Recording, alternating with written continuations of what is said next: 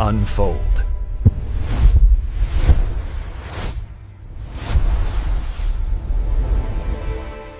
All right, let's get into it. Today, we're exploring something absolutely fascinating, a secret world hiding right under our feet. We're talking about the wood wide web and the hidden intelligence of the forest. You know, when you walk through the woods, what you're seeing, it's really just the tip of the iceberg. The real story, the communication, the trade, even the warfare, it's all happening in a bustling world you can't even see. And this isn't just some random network of routes. We're talking about a vast biological superhighway that connects pretty much everything. So to really understand what's going on, we have to start with the sheer mind-boggling scale of this hidden world. So what does several miles mean? Well, that's not the length of some hiking trail. No, that is the unbelievable length of fungal threads called hyphae that you can find in a single teaspoon of healthy forest soil. Just let that sink in. Miles of life woven into this impossibly dense web. And this web, it's not just one big system. It's mostly made of two different types, kind of like different operating systems. You've got the ectomycorrhizal fungi, or ECM. Think of them as forming a sheath around the outside of tree roots, perfect for long-distance transport, like biological freeways connecting pines and oaks. Then you've got the arbuscular mycorrhizal fungi, or AM, which get way more personal. They actually penetrate inside the root cells. This creates a really intimate exchange for trees like maples and cedars. So, the big question is, what does this network actually do? Well, one of the most popular and frankly beautiful theories paints the forest as this cooperative, nurturing society, all centered around the idea of a mother tree. And the proof for this came from some absolutely brilliant experiments led by scientist Suzanne Simard. The method was simple, but the implications were huge. Her team would put a plastic bag over a single tree, let's say a birch, and pump in carbon dioxide gas that had a special radioactive tag. Then they just waited and scanned the area. And sure enough, their Geiger counters started clicking over a nearby fir tree. It was proof. The birch was actively sending its carbon underground to help its neighbor. This experiment paints a pretty startling picture of forest life, right? This research suggested that resources actually flow from trees that have plenty to those that are struggling. These big old mother trees act like central hubs, kind of managing the whole flow. They can even recognize their own seedlings and send them a little extra help. And, maybe most incredibly, when a great old tree is dying, it dumps all of its remaining resources back into the network. It's like a final gift to the entire community. It's a really beautiful, inspiring story. And for a long time, that's the story that really captured the public's imagination. But, you know, science is never that simple. This utopian vision of a cooperative forest, well, it's now at the center of a pretty fierce scientific civil war. So we have to ask the tough question. Is this picture of a selfless, caring forest really built on solid ground? Or have we maybe just projected our own hopes onto it? The whole debate really boils down to two competing models. On one side, you've got the idea of the socialist forest, a community driven by sharing and altruism. And on the other side, you've got the capitalist forest, a cutthroat biological marketplace driven by ruthless self-interest. A major challenge to the cooperative model, known as the Karst critique, raised some serious red flags.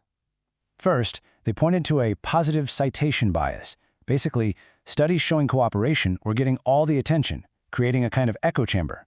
Second, they argue that the amount of carbon being shared is often tiny, less than 5% of what a seedling needs. That's hardly a life-saving donation. And finally, they pointed out other ways resources could move, like just leaking out of roots into the soil. Maybe the network isn't the superhighway everyone thought it was. And the story gets even more complicated from here, because the Wood Wide Web, well, it's not just a potential soup kitchen. It's also a battlefield. The exact same network that can carry aid can also be used for aggression, for sabotage, and for theft. And to really understand this darker side, you need to know this one term, mycoheterotroph. This is a plant that has completely given up on sunlight. It lives its entire life as a parasite, hacking into the network to steal its food from other plants. And this stuff happens all the time in the real world. This table shows three pretty incredible examples of the network being weaponized. First, you have the black walnut tree. It's an aggressor, pumping a toxin through the network to literally poison its neighbors. Then, you have the ultimate parasite, the ghost pipe. It actually mimics the chemical signals of a friendly tree to trick the fungi into feeding it stolen carbon. And finally, you have invasive plants like certain types of tobacco that release chemicals to destroy the native fungal network, basically sabotaging the locals to help themselves take over. So, okay, the network can be used for both cooperation and competition. It's complex, but the story takes one final, absolutely mind-bending turn. What if this network isn't just moving materials around? What if it's processing information? This is the key discovery. Researchers have found that these fungal threads are electrically excitable. Just like the neurons in our own brains, they can generate and send electrical spikes, action potentials, in response to things happening around them. Which, of course, leads to the most provocative question of all. If this network is sending electrical signals, could those signals actually form a kind of language? The evidence for this is wild. It comes from a computer scientist named Andrew Adamatsky. He analyzed these electrical spikes and found they were not random at all. They actually formed distinct patterns, like words. In fact, he identified a potential vocabulary of up to 50 unique words. And get this, the structure of these fungal sentences follows some of the same mathematical principles as human languages. But, of course, there's a strong counter-argument. Skeptics point out that just because there's a pattern, a syntax, that doesn't automatically mean there's any meaning or semantics. I mean, a dripping faucet has a pattern, but it's not trying to talk to you. These spikes could just be a biological byproduct of the fungus moving nutrients around. We have to be really careful not to project our own human ideas onto a process that is fundamentally alien to us. So, where does all this leave us?